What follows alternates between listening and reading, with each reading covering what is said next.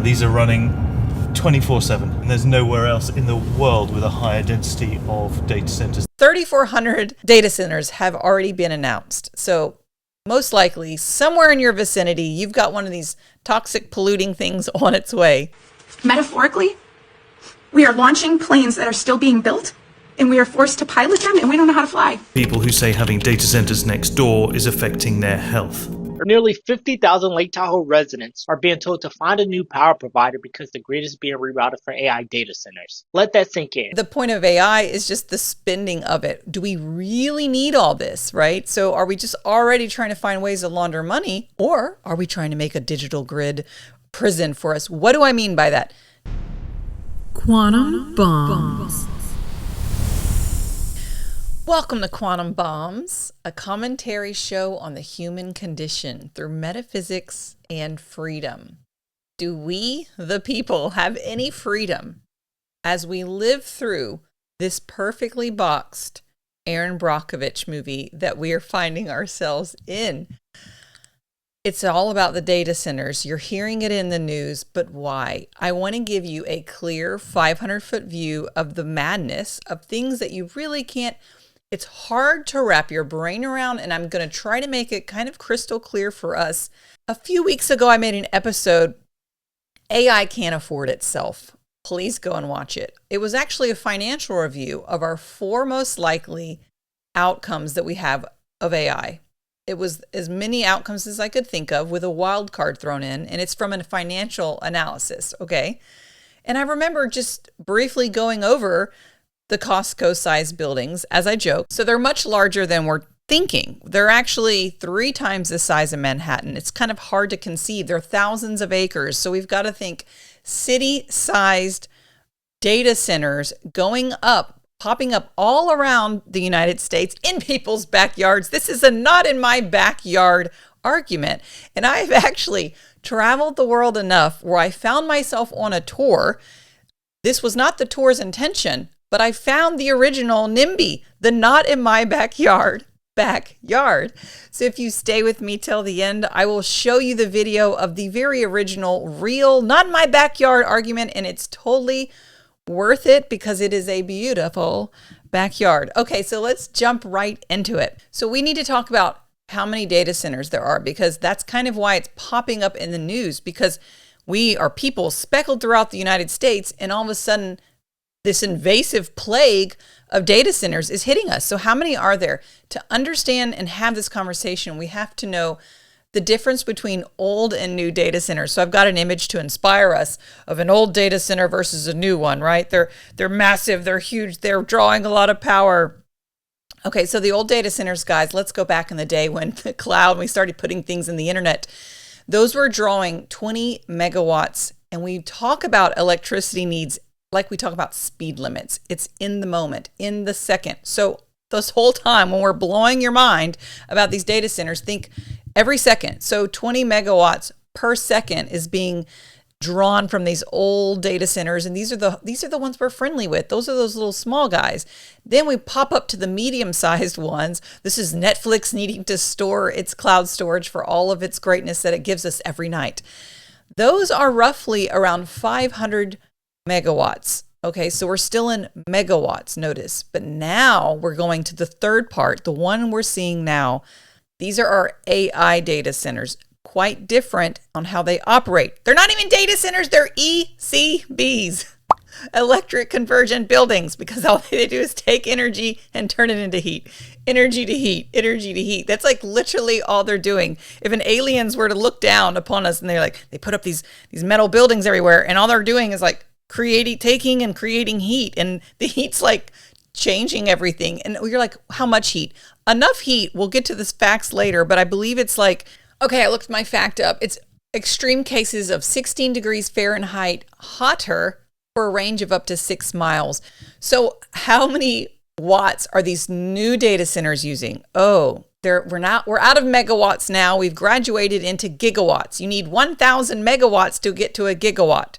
So most of these new AI data centers are 1 gigawatt However, the famous one you've heard of this week in the news is the Strato or something, the one coming up by Mr. Wonderful in Utah, the Canadian investor who has forced himself into the state of Utah. They're building a 9 gigawatt data center there. To put this into perspective, they had a physics professor calculate the heat that this Utah data center would be putting in. To kind of help us understand it, the Hiroshima atomic bomb released roughly 63 terajoules of energy. So a single 1 gigabyte data center dumps 1.4 Hiroshima bombs worth of energy heat into the local environment every day. So we need to scale up to 9 gigs. 9 gigs for Stratus in Utah would be 12 Hiroshima bombs of waste heat per day. The proposed Utah 9 gigawatt center would raise Utah's entire state emission by 50%. To put that into perspective of how much energy it is, you could say you could take all of New York, all of the energy spent in New York, the state, and all of Los Angeles combined per second. It's spending that much energy per second 24/7. You could take the state of Texas, it'd be like 80% of all of the state of Texas.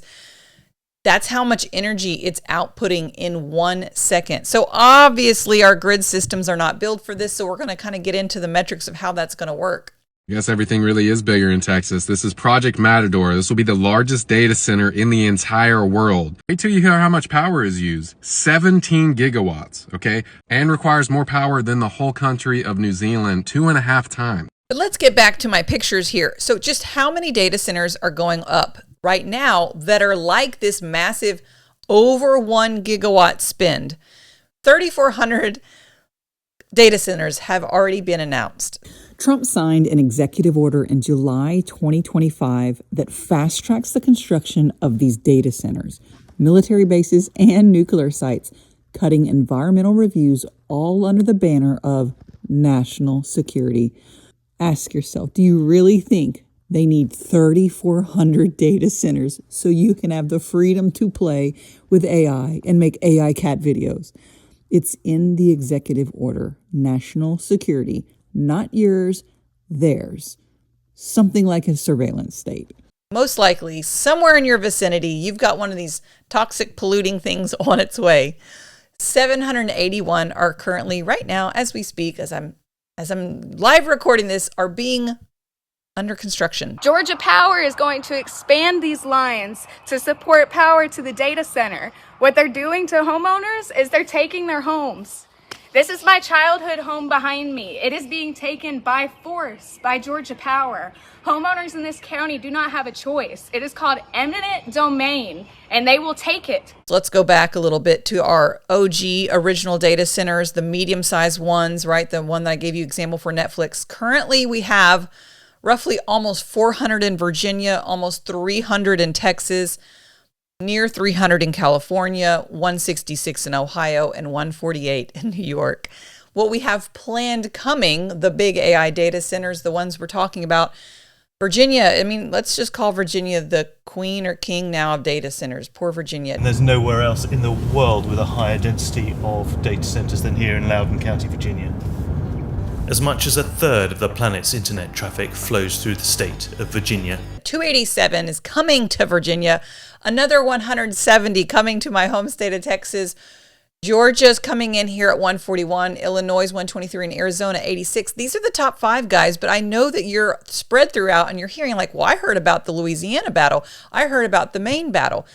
Oh, speaking of Maine, to put the perspective of energy into perspective further for you, and this is going to be nipped in the bud at the end of the episode, part of the main issue of the problem. Cities and zoning commissioners and all this, we have zoning rules, a threshold of how much your own personal home or commercial building can use. There's thresholds. There's legislation around it. It stops at 20 megawatts. So here we are. The stratosphere, to put it in perspective, is 450 times over what we're used to having a threshold for. So it's like, well, once you go over, you kind of like got to get a committee together and be like, well, how are we going to allow this building or this electrical grid? You're going to figure it out. Well, this is 450 times more likely. So how does it mess with everyone in the area's electric bill? Oh, this is the biggest conversation that everyone needs to be having. Okay, let's just do the first easy one. The first one is supply and demand. Quite simply, when there is a demand for something, the cost of it goes up. So your energy prices in that local area are now going to go up simply because there is a higher demand. Another very easy to picture direct way of why your bill would go up, even though they say that your bill won't go up, is simply the infrastructure needed for these AI data centers. They're going to be putting in massive amounts of equipment to bring energy to it, and therefore in the millions. And so those costs are also passed on to the local community. The third obvious thing we need to point out is a lot of these data centers are so large, obviously they need to create their own type of power structure, their own type of power addition to our grid. So they're going to be using their own like nuclear power plants, which by the way, a nuclear reactor puts off 1 gig per second, and the strato is like 9. So it's definitely going to be creating its own, 9 nuclear facilities to put up with it. So that's called behind the meter pricing, which is they're adding infrastructure into your local community that only they can tap off of, but somehow still indirectly the cost could be passed on to you. Now, here's the funny one that most people don't know about is that all of these states that are building like crazy are offering tax incentives to the data centers. Tax incentives in 2 ways. First, when they're purchasing all the equipment to be put into these buildings, like let's say $30 million worth of equipment, that's tax free. So the sales tax is being omitted. That's $30 million that won't be going to your kid's school. So it's not actually helping the community that the data center is going into. And the other thing is that they're not taxed on the energy that they're buying anyways. Right now, corporates are receiving fast approval tax incentives, limited review, while residents are left to prove the damage after the fact at our own expense against billion-dollar companies. This research has become my part-time job. 10 to 20 hours a week I have spent since knowing it was a data center, trying to figure out what's happening to my land. Oh, yes. And then let's go to, I think this would be our 5th discount they're going to be getting. As you know, speaking of Costco, everything big in bulk is discounted. So they're buying massive amounts of energy and it's going to be discounted to them, and you will continue to pay your peasant pricing. Keep paying peasant pricing as we send up your electric bill. Okay, so I hope we got that clear. It's definitely going to change your bill regardless of what they're saying. So what are these dang things doing with all the energy that they're taking? 65% of it is actually for AI stuff that we talk about. Large language models, AI agents, videos, avatars, and all the other future dystopic stuff coming our way. 30% of that is my ECB argument, energy conversion buildings. They're taking in energy and converting it into heat, and 30% of it is going to the needs of cooling down. The way they cool them down is like 4 or 5 different ways, using water, fans, all kinds of, but it creates a pollution that we'll get to here in a second. And then 5% is just natural bills, utility bills. So certainly to bring this to everybody's communities, they've had to sell you the benefits of these wonderful data centers. Well, they're not going to be sending taxes to your community. They're going to be providing jobs. No, not really. Okay, yes, you have the original construction. However, once they're gone and you're left with these lovely polluting demonic beehive sounding things, you have your skeleton crew. I've got a picture of some skeletons around a bad looking data center so I can remember what it is. But every Walmart supposedly gives 300 jobs to the community. That's lovely. Thank you, Walmart. A data center will bring you 10 to 50. And I would be willing to bet these are like heavily guarded, weird military-like buildings with proprietary information. So I don't even know if the jobs would be local, but more so flown in from up above. Who knows? It's just my speculation. Okay, so why the need for all the data centers right now? There's 2 angles I want to take. First is the obvious. Guys, we're in an AI race. We're against China and Russia. They're bad. So we've got to beat them. Most people don't even realize, though, the way China uses its AI is quite different from the United States. 10 years ago, they had robots that would bring you water bottles to your door at your hotel. They'd bring you your food. Humanoid walking type robots. 10 years ago.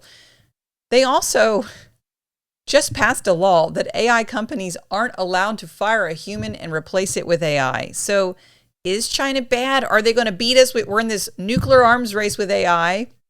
I wanted to tell you how many data centers China is looking at. As right now, as I speak, they are over all of our oligarchs and tech best and Trump are in China as I speak.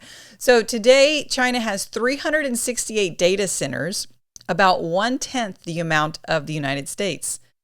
But they are way bigger per facility. China has about 32 gigawatts of installed capacity, where right now we are only, running at about 25 to 30 gigawatts. So they're building much less, but smarter, you would say, because they have 1/10 the amount of actual buildings, but still putting out more energy.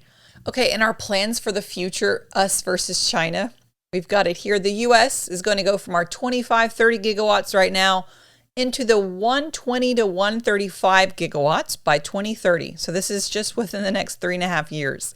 China, by 2030, wants to be doubled at 60 gigawatts. So we're aiming to have double the amount of capacity that China would have. China is building slower than the US right now, and it mandates to use 80% renewable power for the data centers. Big difference, guys. While we are reliant on fossil fuels, they're using nuclear, solar, wind, things like that. Oh, and another interesting take, I can't remember where I read this, is that 70% of China's new AI is for their surveillance state. Oh, perfect segue, Beth. I promise I didn't plan that. But the next point I wanted to make is that if you watch my prior episode, and I invite that you do because it's actually pretty good. I normally wouldn't say that about my shows, but it's the 4 likely dystopic outcomes financially with AI. And I'm not going to run it, so I'm just going to kind of try to say it without giving it away. But basically, as we know, technology always improves with time. So are we overbuilding? Do we really need this? I mean, I guess I want to make the point right now is that my suspicion is that the spending with AI, which is in the trillions, which is almost more, anyway, I don't want to get into it on how much money is on the stock market, but it's a lot. It's in the trillions. That the point of the AI product is not the product itself, but it's the spend, right? The point of the military industrial complex was just to launder a bunch of money amongst the world's billionaires, right? It's not really that we want to go to war with these third world countries. So the point of AI is just the spending of it. Do we really need all this, right? So are we just already trying to find ways to launder money, or are we trying to make a digital grid prison for us? What do I mean by that? Digital ID, digital grid 15-minute city regarding where you could drive, digital money, what you can and can't spend it on, and digital credit score. Are you a good person or a bad person? Are you subservient to your government or not, your tyrannical government? Meaning we've got a dystopic digital grid coming at us that will control us. And you think it's silly, but I could give you all these examples of this happening right now, right? And not just in China, but we've got this 15-minute city in Oxford, England, which, just so you know, it divides the city into 4 different types of places, and you're only given a pass to go out of your side, like northwest, to the other one 6 times a year, and you've got your tracking, your license plate on your car. And we're going to move on. So that's just my conspiracy of what is the point of the data centers? We already have all data centers for Pentagon-related things. We've got to do something with this infrastructure we're building. We may not need it later on, and then we could use it for something else, is what I'm saying. Okay, now we could just move on to another obvious thing that we don't like about these data centers is the noise.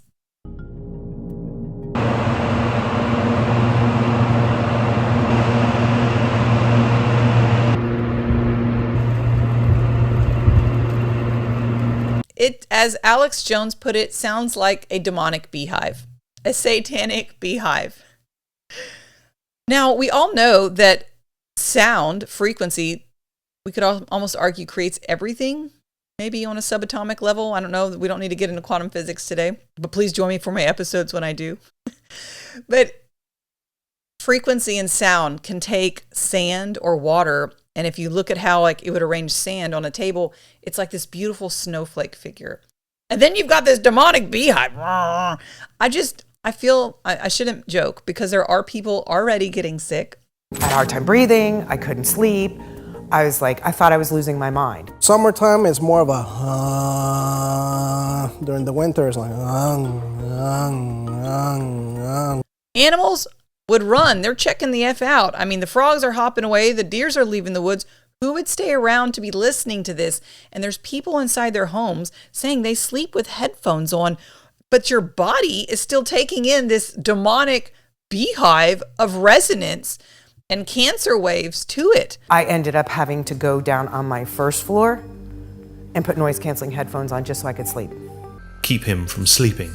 I'm getting bombarded each and every night. And again, I can feel it. Even if I touch the wall, you could feel the vibrations on the wall. The American Public Health Association says chronic noise exposure can lead to serious health problems like cardiovascular disease or increased stress. Carlos's son started having nightmares. Okay, now we come to the next big one, guys. It's pretty dang big. It's the water. It's amazing. We are already drought-stricken in so many areas. This is where the data centers are popping up. They can use up between 300,000 gallons to 5 million gallons of water per day. 5 million gallons of water per day. This water is coming from natural basins, rivers, water supplies in the area, and it's pulling it away from our agriculture, pulling it away from the environment itself, and it's not being redistributed into the actual area that it came from. For almost 50 years, a natural creek has flowed through my property. It's 20 feet wide, up to 4 feet deep. It has persisted through drought, flood, seasonal change. It's part of a connected system. Groundwater, tributaries, watersheds, aquifers, ultimately flowing into Beaver Dam Lake. Until construction began upstream on the data center, its behavior was stable and predictable. After construction started, all of that changed here in Beaver Dam. The creek began to stop flowing entirely. Okay, so we're not just looking at a consumption problem, which that is, and we can understand that. But more so what I want to get in the nitty gritty of is the contamination, because it's happening in like multiple layers. The water that is discharged comes out laced with cooling chemicals. It's hot and chemically altered, polluting local waterways. So I think there's 4 ways the water, I always got to break it down so I can understand it. We could frame it this way. 1, the air from the gas turbines burning the fuel, that NOx and CO2 particles. That's that black fuming smoke you see coming out of them. The Memphis AI Colossus site that the Elon's Grok data center is the most documented case, 35 plus unpermitted gas turbines running next to a black neighborhood. The NAACP sued, local residents reporting asthma spikes. Then we have the water discharge contaminated with the sludge into the local rivers. Without rainfall, it would abruptly return, often cloudy and opaque like milk, with enough force to cause drastic erosion and damage. Third is the airborne drift, chemicals and bacteria aerosolized into the local air. Dust from the construction covers my yard. My grass is white, and I'm 1.6 miles away. When I drive past it, I have to pull over because the dust cloud is so thick that I can't see the front of the hood of my truck. That behavior is not consistent with natural variability. It is not explained by weather patterns, and it has never happened before. And then you have 4th, your downwind rain. Those chemicals fall back as contaminated precipitation somewhere else. Here's a one sentence for us. AI gas-powered AI data centers doesn't just use water and pollute air separately. It converts clean local water into chemically contaminated vapor, which then poisons both the air above it and the rain downwind of it. And the reason they can't even push back against the argument I'm making right now is because this is all new. At this scale, it hasn't happened before. That is a rubber stamp in the process. There is nothing we can legally do to stop it at that point because you have to prove it is damaging to people's health. And we cannot legally prove damage before it's built. So it goes through. So you have to stop it at the city level if you want to speak up. But the city level proposed a conversation at their meeting about a TID, not about a data center. By the time we knew it was a data center, it was too late to do anything. Oh my goodness. I just feel like I'm looking at a map of America and it's got like a black fog over it. And they're like, why? And we're like, but we love AI. I think we all need it. It's the way the world is going. But do I think dropping it next to people's homes is the right answer? No. All need to speak out against these data centers. They're coming to a town near you. Just watch. It's just too much. And the point is why is this happening? Here's my main guess is that if you look, I've got this dystopic picture, which should be a city council meeting, is that there's no legislation because nobody has to answer to anybody. So anytime you ask a question, it's, oh, we signed an NDA, we can't talk about it. Oh, we're under NDA, we can't talk about it. So there's no transparency at all. It's not a county, city, state, federal, which department, which bureaucracy points. There is no definitive public directory of data centers, no official map, no single regulator to ask, or government agency to FOIA. So I did what residents are told to do. I called up the Department of Natural Resources. I spoke with dedicated staff, but the system is fragmented. My reports are passed between departments, reports are lost, and at one point I was told the agency didn't even know if they had clear authority over what was going on. What I learned in this process is there is no single entity responsible for what happens downstream when large-scale construction disrupts a water system. Different permits govern different activities, locally, county level, state level, some even federal. No one is tasked at looking at the whole picture or what happens beyond the project boundary. This is not a failure of individual agency staff, it's a policy failure. The law is on the side of the businesses and not on the residents. Their property values ruined, and they're listening to the beehive shitstorm as they sleep. They can't escape this. You can't escape it. At one point, Carlos moved his whole family down to the basement to try to escape the vibrations. What did they do? You know, they do. It's absolutely. It's so hard. So it's so bizarre of what kind of situation thousands of people across America are currently in, but then we have 700 being built right now, and it's upcoming. I bought the property to have horses across from my childhood home. My parents live across the street with their horses. I wanted to be here forever. I can't even leave. I am trapped here because nobody wants to buy my land. They don't want to be near a data center. And they don't want a 20-foot empty ditch in the front yard. Farmers and local families cannot compete with billion-dollar corporations to pay for that land. And over time, the places that defined Wisconsin, rural communities, working landscapes, they're being replaced. And then the next project arrives to fill in that spot because nobody is building a home next to a data center. People are leaving. Now there's another open spot, like a second data center now being proposed in Beaver Dam. So that's why I wanted to do this episode, because it's just like this interesting phenomena. And we're at this time where we could either decide this is part of what we're going to have for our future neighborhoods, or is HOAs now going to start like, you're in the best neighborhood ever if your HOA is like in a data center? And I could see why. I would opt for that as well. 3 counties in Indiana have put a moratorium on building data centers. Several in Georgia, Missouri, Illinois, Arizona, across the country. Communities are protecting themselves from this poison. Are we going to allow it in Cumberland County? But even if you like the people on farms and ranges, which is way more valuable than living in a neighborhood, that's like the worst. So if your a-hole neighbor sells out, and I know this happens, my own family, extended family sold to a dump years ago, thankfully.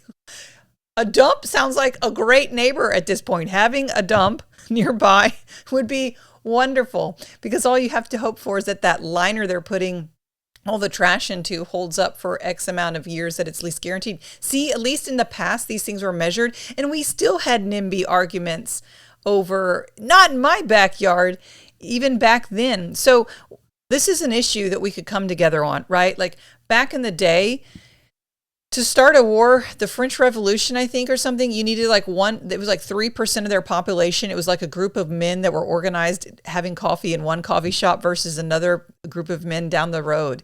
And they were able to organize and get together and start a war as large as the French Revolution. Correct me if I'm wrong, but I know it's a major French battle. And this issue, Democrats and Republicans agree upon. The narrative hasn't been actually tainted yet. This is interesting. This is something just to watch over the next 6 months. One topic will divide us. This topic, I don't think anybody's picked a side yet. I'm scared the Republicans, because the current administration is into, watch my prior episodes on the Pentagon with AI. I believe the thumbnail is like AI is planning war. We are very heavily entrenched with our AI bros right now. The Pentagon, Pete Hegseth, Trump, etc. Don't get me started with their battle they had with Anthropic. This is for us to figure out. We've got to organize as people. Obviously, I think we're divided. I don't know how we organize. I don't think we're going to be organized. To stop something this big, you've got to be united, be able to speak about it. I think that was my third point of why we haven't organized to stop this, is that we aren't able to speak. This will be spun quickly with the tech oligarchs. We will not be able to talk against these things anymore. Too much. Like, we're just too much of everything, too much information, too large, uncontrollable. Right now, we are seeing cities come together being organized, but we just watched the defeat in Utah, 400 organized residents be told by a billionaire from another country that they are fake. He even went on to the internet and read their names out loud and said they're fake actors and not even real, and probably, was he saying they're Chinese owned? Then these two women behind this Democratic organization that organized to go to the city meeting was like, hi, I'm so-and-so that you just said I'm a fake actor. That's me, and I'm at the council, and I live in Utah, and I breathe Utah air that you don't. That's the point. We're breathing the air, y'all aren't. So I guess going back to my original NIMBY, not in my backyard, I'm going to give you the tidbit on what is the famous backyard that started that. It is in York, England. I didn't have to travel that far because I was living there at the time, but I went to York without knowing, obviously, that this was there. So if you look on screen, there is a Roman wall built around the city of York. And in 1880, they decided we should make it walkable so it's easier to get around the town. And I believe his name was Edwin Gray. There it is, beautiful, absolutely beautiful. Said, not in my backyard. Look how stunning this city is. You could see this wall overlooks directly into his gorgeous garden there in the UK. And he said, not in my backyard. So he was the first person to push back. To describe what it looks like, he's got this beautiful minster that's being correct. It's not a church, it's a minster. The difference is that means they go outside the church and minster. That's where it came from. And then this house is this beautiful red brick building that looks like a castle. And it's in a garden in the back. And so it should be not in my backyard. Yeah, the BY at the end is for backyard. It should be not in my NIMBY, not in my garden. I don't have any positive spin. Who is coming to save me? It'll be kind of sad and dystopic, and it'll become like a lottery ticket. Like, did your farmer ranch get lucky and you didn't get a data center built nearby it? I shouldn't be this dystopic, but now that I built that image of like the black cloud over the United States, that's us with our demonic beehive sound. Not in my backyard, everybody. Stay human and stay free. Quantum Bombs.